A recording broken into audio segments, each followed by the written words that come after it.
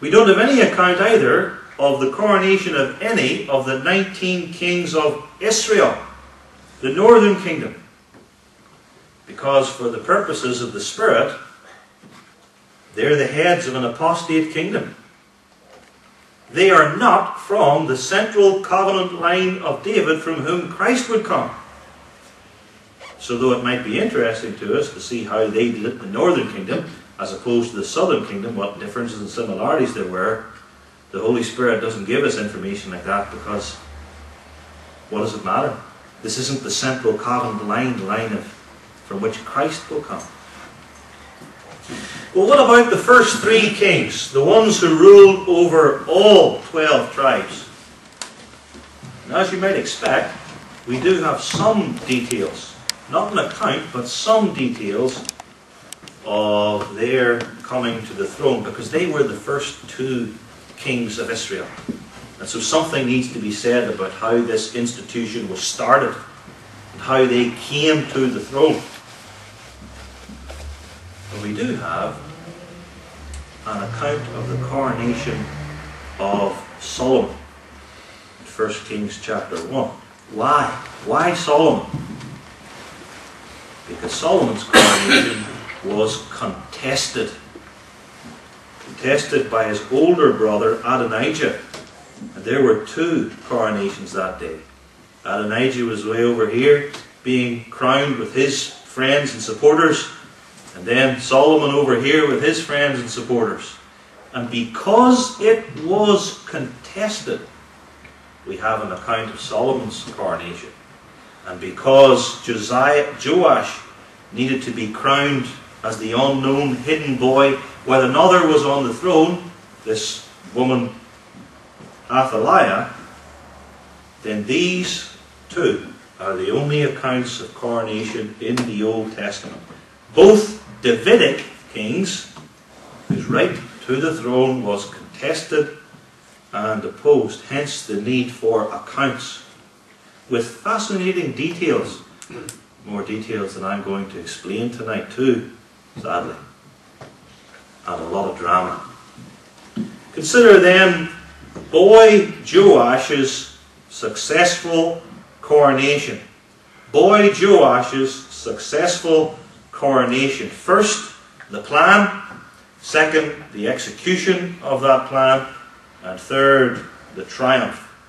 Boy Joash's successful coronation. The plan, the execution, and the triumph. Now Jehoiada, the high priest, and his wife, Jehoshabath, did not deliver Joash merely to keep him alive. Their plan had always been to see him crowned as the lawful king. And they knew that for that to happen, the time must be right. We need to allow Joash to grow up a bit.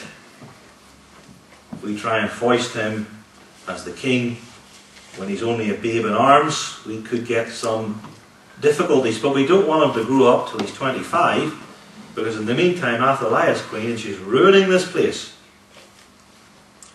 And then too, they thought, no doubt, that if we give it a few years, not only will Joash grow up, but also the people will have a chance to become thoroughly sickened by the tyranny and idolatry of Athaliah, and it will be easier to bring the true king to the throne.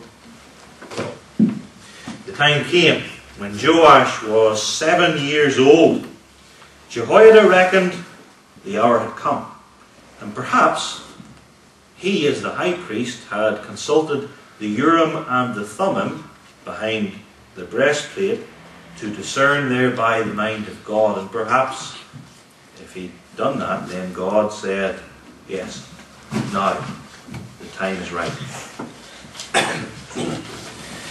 Having established that, the relevant parties, Jehoiada knew, must be informed and involved in this coup, this lawful coup, so that Joash would become king and the usurper queen Athaliah would be ousted. So the opening verses of 2 Chronicles 23, and especially verse 1, mention 5 captains over 100s.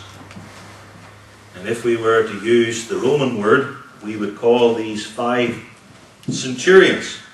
5 men over hundreds, but they weren't Roman centurions, but at least that will fix the idea in your head.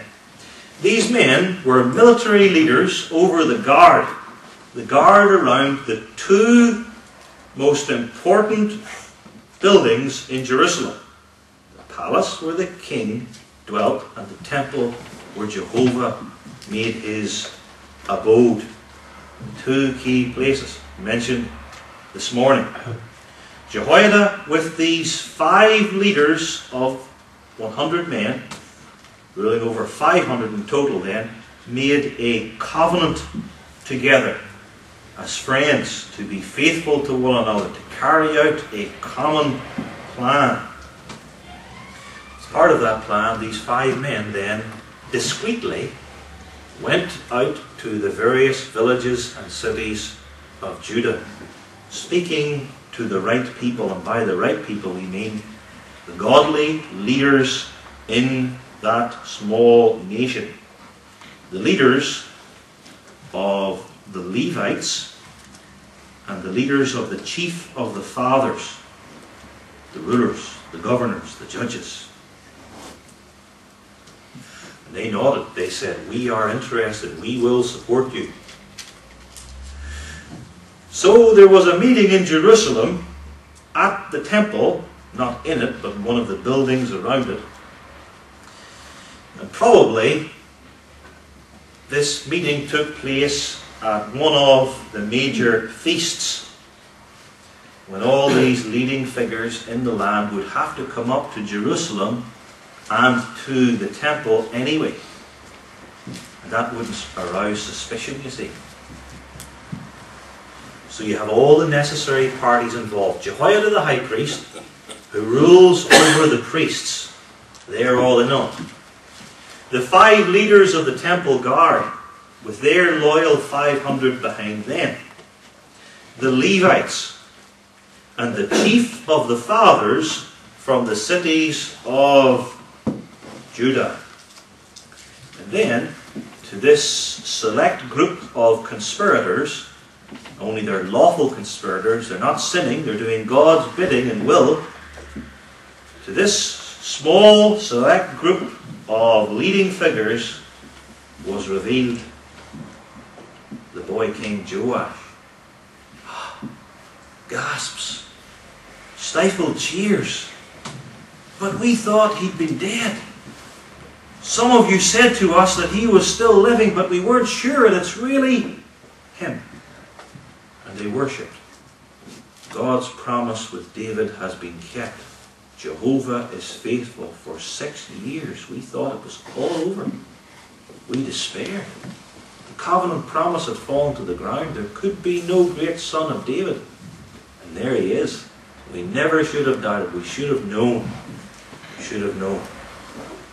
"Yes," said Jehoiada, verse 3, "Behold, the king's son shall reign, as the Lord hath said of the sons of David." 2 Samuel 7, he said in effect, though there were no chapter divisions back then. The Psalms of David that extolled this had to be kept. You knew it, didn't you? Here he is. And now, the covenant promise, which had earlier been made between 6 men, Jehoiada and the 5 leaders of the guard, this covenant promise is extended to include all of the leaders in Israel. Solemn vows are made. We must all do our part. Secrecy must be maintained. Athaliah cannot be allowed to find out, or she'll burst in here and kill Joash. Athaliah must not be allowed to find out, or she will foil our plan to have him installed as the rightful king.